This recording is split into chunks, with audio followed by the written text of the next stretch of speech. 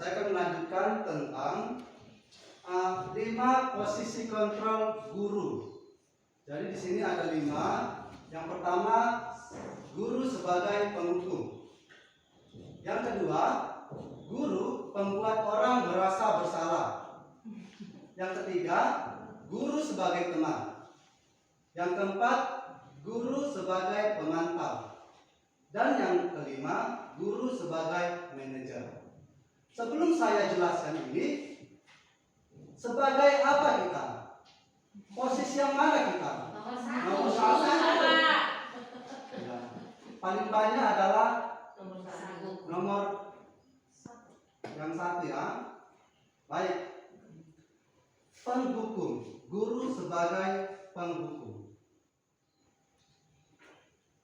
Pada posisi ini, perbuatan guru itu biasanya berupa menghardik, menunjuk-nunjuk, menyindir, bahkan sampai menyakiti hati siswa, baik fisik maupun psikis.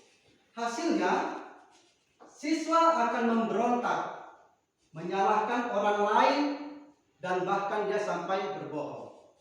Itu dilakukan agar murid tidak dihukum. Murid meletakkan guru di luar dunia yang berkualitas, karena guru selalu menghukum dan menyakiti. Karena murid benci dan tidak senang terhadap guru tersebut. Guru seperti ini pasti bukanlah seorang guru yang difavoritkan. Pasti ini adalah guru yang dibenci. Kira-kira banyak guru ya yang pasti menjadi orang yang dibenci, tetapi tidak banyak juga menjadi favorit siswa. Yang kedua adalah guru pembuat orang merasa bersalah. Ini sering kita lakukan supaya anak itu merasa bersalah atas perbuatannya, sehingga dia pasti akan berusaha mengakui kesalahannya. Baik, pada posisi ini intonasi guru lebih halus. Ya, pada posisi ini intonasi guru lebih halus seperti, "Aduh, kamu kok telat lagi? Kamu sudah bilang mau tepat waktu, tapi sekarang kok masih telat sih?" Ya, guru banyak berceramah dan mengeluarkan kata-kata yang mengaduk-aduk perasaan murid tersebut, sehingga murid akan merasa bersalah. Hasilnya, murid akan menyembunyikan, menyangkal, dan berbohong untuk menutupi kesalahannya. Murid merasa rendah diri dan menempatkan guru di dalam dunia yang berkualitas. Jadi muridnya ini tidak baik atau buruk, tetapi gurunya ini seolah-olah sangat perfect atau berkualitas.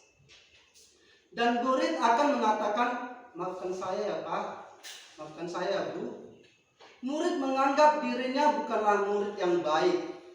Dalam jangka panjang, hal ini bisa berakibat buruk bagi murid. Jadi kita sebagai guru jangan selalu membuat murid itu merasa bersalah, karena akibatnya ini sangat luar biasa. Jangka panjang dia akan berakibat buruk bagi murid. Dan yang ketiga, nyata seperti ini. Guru mengambil posisi sebagai seorang yang dekat dengan murid-murid. Guru menjalin pertemanan dengan adanya humor dalam mempengaruhi murid tersebut. Tutur katanya yang ramah, kadang-kadang bercanda, dan kadang-kadang sok kenal, sok dekat, SKSD ya. Sok kenal, sok dekat, di sini sok kenal, sok akrab dengan murid. Ya, pasti ada tanda tanya yang akan diambil oleh guru. Di posisi ini guru akan membuat alasan-alasan untuk muridnya. Apa itu alasan-alasannya? Guru akan mengatakan, "Ayo lakukan demi Bapak." Tadi karena mereka berteman ya, jadi ayo lakukanlah demi Bapak. Masa kamu tidak mau? Ingat loh, tidakkah Bapak pernah membantu kamu? Gitu ya. Jadi dia mengingatkan, kalau sahabat kan pasti harus dibantu seperti itu ya. Ayo lakukanlah demi bapak, ayo lakukanlah demi ibu. Padahal itu tidak baik. Kalimat di atas mengambil posisi sebagai teman. Disiplin yang dilakukan murid semata-mata karena untuk menyenangkan guru saja. Biar gurunya senang, aku disiplinlah. Tapi kalau nggak ditengok guru yang tadi, nah dia berlaku yang tidak baik. Ini mungkin banyak kita lihat di SMP Negeri 3. Ini termasuk motivasi eksternal, jadi dari luar. Karena gurunya, ya, karena gurunya baik, baiklah. Karena gurunya suruh ini, kerjakanlah. Seperti itu ya. Hasilnya, murid memiliki ketergantungan kepada gurunya. Misalnya, murid yang dulunya bersikap baik, ya, misalnya gurunya si A, dia bersikap baik. Waktu naik kelas, gurunya berbeda, ya, dia tidak akan mengingat perbuatan baik yang tadi. Dia ketergantungan dengan guru yang A, ya. Hal ini terjadi karena mereka melakukan sesuatu, motivasinya adalah untuk menyenangkan guru. Jadi ketika berganti guru yang lain, maka sikap muridnya pun juga berganti. Berbahaya kan? Jadi kalau bisa ke semua guru, jangan si A, si B, hanya itu saja. Ketika guru atau karena sesuatu hal, guru itu harus memberikan respon berupa sanksi kepada murid yang disayangi tadi atau sebagai teman tadi, ya. Maka anak akan menanggapinya. Saya pikir bapak adalah teman saya. Saya pikir ibu adalah teman saya. Masa saya lakukan itu harus dihukum, ya kan? Tetapi masih memperlakukan saya seperti itu, ya. Kok aku dihukum gitu ya? Karena kita kan kawan. Itu kan sangat bahaya ya.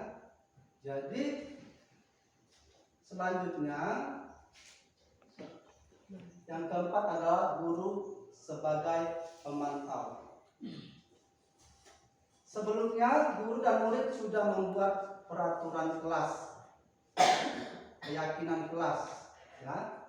Aturan tersebut sudah disepakati bersama-sama guru dan murid melakukan kesepakatan. Mereka berdiskusi, ya.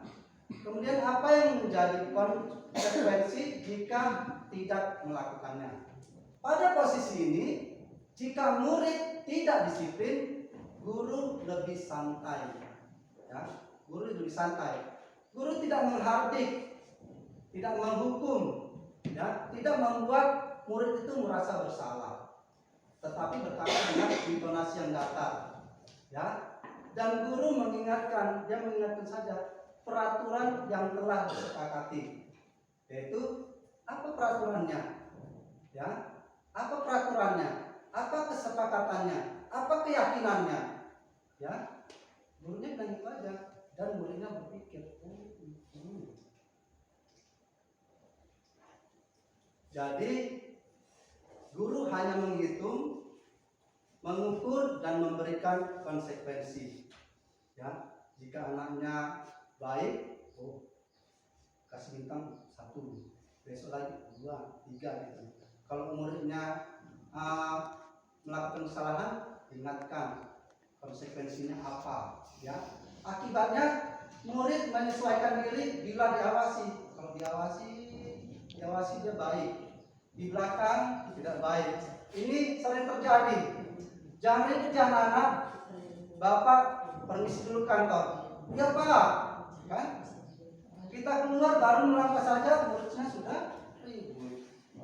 Jadi kalau diawasi gurunya, muridnya akan bertingkah.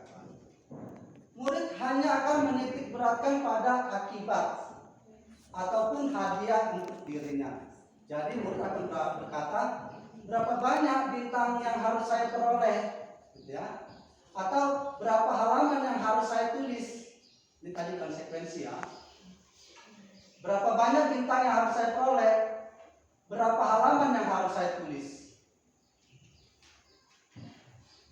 Dan yang terakhir adalah posisi guru sebagai manajer.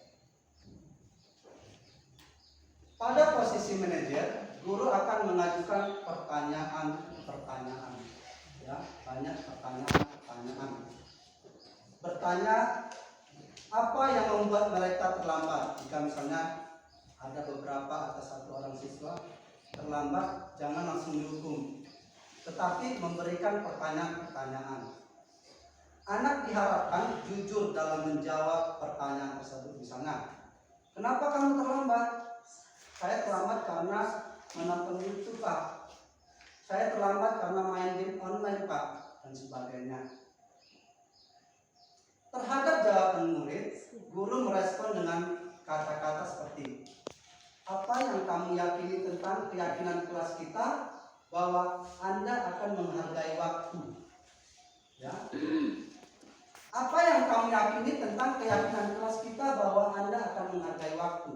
Kita terlambat ya. Atau apa yang bisa kamu kerjakan untuk memperbaiki kesalahanmu atau kesalahan ini? Atau besok harus seperti apa kamu? Apakah terlambat lagi? Ya. Dalam hal ini, murid dilibatkan untuk mencari solusi dari kesalahan. Murid akan belajar dari kesalahan. Murid diajak mencari solusi. Mereka diajak berbicara dan diarahkan pada nilai-nilai keyakinan, terutama pada kesepakatan kelas yang telah dibuat. Hasilnya, hal itu akan menguatkan pribadi murid. Murid akan menempatkan dirinya sebagai individu yang positif dalam dunia yang berkualitas. Jika terlambat ke sekolah, murid diarahkan untuk menjadi anak yang menghargai waktu, bukan menjadi pribadi yang disiplin karena takut dihukum, atau untuk menyenangkan orang lain. Tidak juga karena ingin dipuji, si Anu nggak pernah terlambat, disiplinnya luar biasa, atau hanya sekedar menyepakati aturan yang sudah dibuat. Dampak bagi murid adalah mengevaluasi diri, bagaimana cara memperbaiki diri. Jadi di sini guru dan murid itu, muridnya diarahkan untuk mendapatkan solusi atas masalah si anak. Jadi dari kelima posisi kontrol ini, nomor 5 adalah posisi kontrol yang terbaik untuk dilakukan guru, ya, guru sebagai pendidik. Yang berikutnya adalah restitusi. Apa itu restitusi? Restitusi adalah proses menciptakan kondisi bagi murid untuk memperbaiki kesalahan mereka, sehingga mereka bisa kembali pada kelompok mereka dengan karakter yang lebih kuat. Di sini ada 9 ciri-ciri restitusi. Yang pertama, restitusi itu bukan untuk menebus kesalahan, namun untuk belajar dari kesalahan. Yang kedua, memperbaiki hubungan. Yang ketiga, itu tawaran. Restitusi itu tawaran. Harus seperti bagaimana untuk mendapatkan solusi, bukan paksaan. Kemudian yang keempat, restitusi menuntut untuk melihat ke dalam diri, bukan melihat orang lain. Yang kelima, restitusi mencari kebutuhan dasar yang mendasari. Yang pertama adalah menstabilkan identitas. Yang kedua, validasi tindakan yang salah. Yang ketiga, menanyakan keyakinan. Di sini ada gambarnya segitiga restitusi. Kemudian menstabilkan identitas, validasi tindakan yang salah, kemudian menanyakan keyakinan.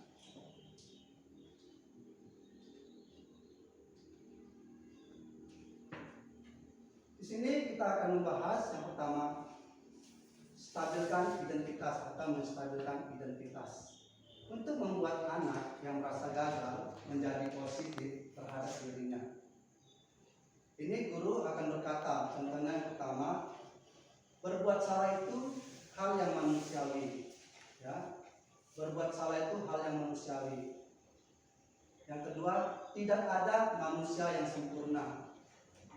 Yang ketiga, bapak atau ibu guru juga pernah melakukan kesalahan. Yang keempat, kita pasti bisa menyelesaikan masalah ini.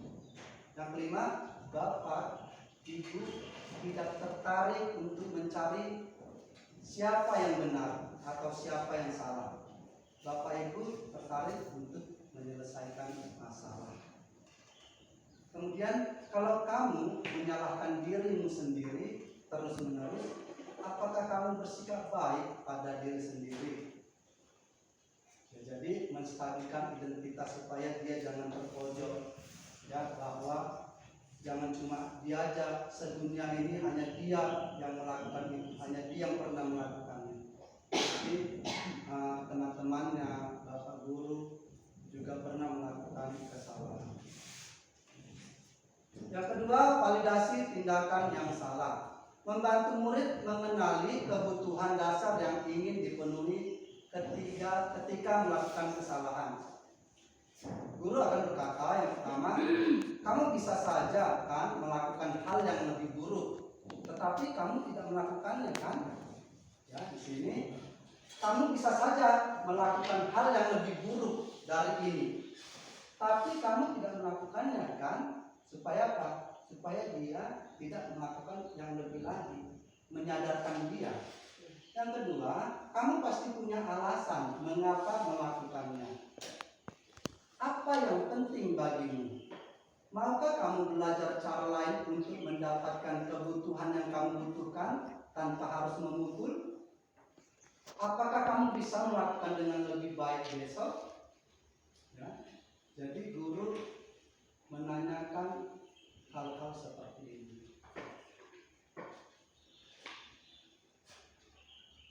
Dan yang ketiga, menanyakan keyakinan kelas. Tadi kita sudah menyepakati keyakinan kelas. Murid melihat kesalahannya dihubungkan dengan norma sosial dan nilai-nilai yang mendasari manusia.